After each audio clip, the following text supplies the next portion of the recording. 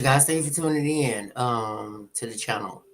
So we're gonna scan through what we was talking about early this morning because it was early this morning. What we're gonna scan a little bit about uh, like relationships that like when you got somebody good and stuff like that, but you hold on to them. But sometimes it don't happen in that way. It don't happen in that form fashion. You understand what I'm saying? So, you make mistakes and you learn from them. Okay. Like, okay, so that's what I want to talk about on that. So to update you on understanding healing after heartbreak. You understand? So healing from emotional wounds. It's not about erasing the past, but also experiencing the hurt and learning from them. Okay, so these scars may remain, but they can serve as a reminder of strength and growth. So the process often revolves stages. Okay, grieving, acceptance, reflection, and renewal. Okay, so what why I wanted to talk about this is because we all grieve over past a relationship that ended or something like that.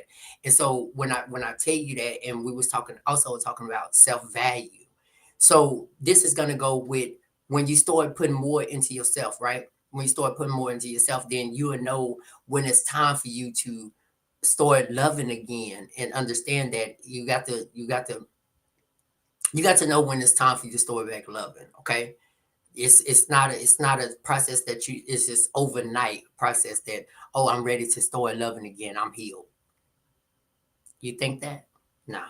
So give yourself time. So understanding healing from a heartbreak. Okay, so self forgiveness and compassion, letting go of guilt, blame, or regret. So rediscovering self-worth, recognizing personal values, independence of relationship status. So reestablishing boundaries. You got to reestablish your boundaries. You got to set healthy boundaries for yourself. Just protect yourself. So understanding what is and isn't acceptable in future relationships. Okay. So um, that was it.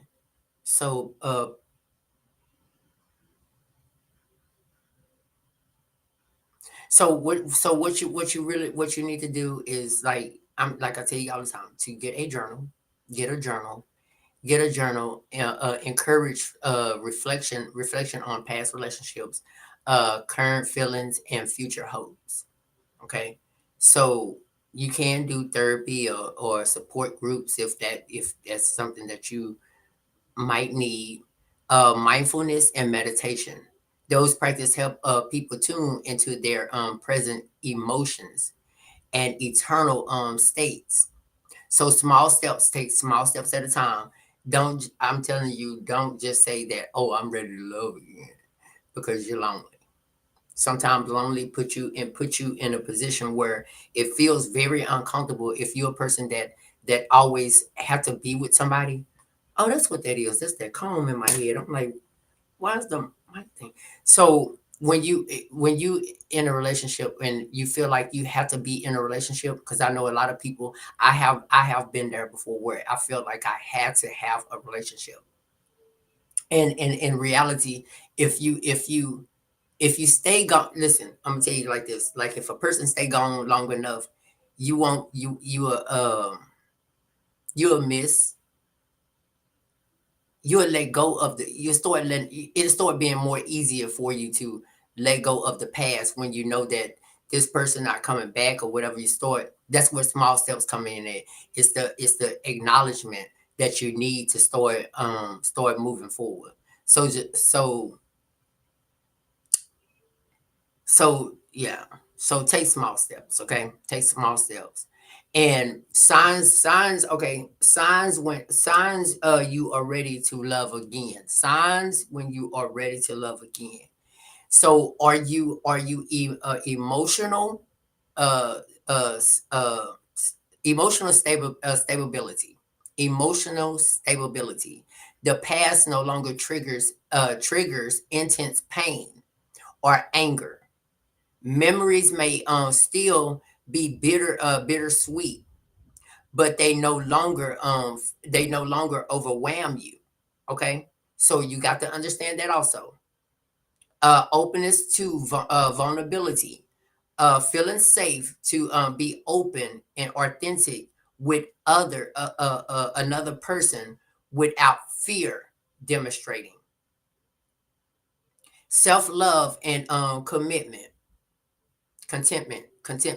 So enjoying life as a single individual, finding joy in your own company, finding joy in your own company, and not seeking someone else to complete them. So these are signs when you're ready to love again. Clarity in desires and boundaries, understanding what you want and need in a relationship, and being prepared to communicate and uphold those. So growth oriented mindset, growth, growth mindset. So viewing past relationship as a source of growth rather than failures. Okay. So that's it. So just know that don't always just think that, oh, just because somebody and I know a lot of I'm gonna tell you straight up, I know a lot of women they do this all day long where they feel like, men do too. Like if you break up with somebody to take care of that trauma or take care of that healing that you need, you jump in another relationship. And that's how people start getting to jumping in different type of relationships, because that hurt that you feel in the inside from that other person, and you use this other person to think that you're going to heal from that hurt that past person hurt you from. But it don't work like that. That means you going into this relationship hurt, so you're gonna hurt that person. So understand that, okay? I'm not gonna hold you long on none of these things today. I'm just gonna go with the flow because this is my relaxation time.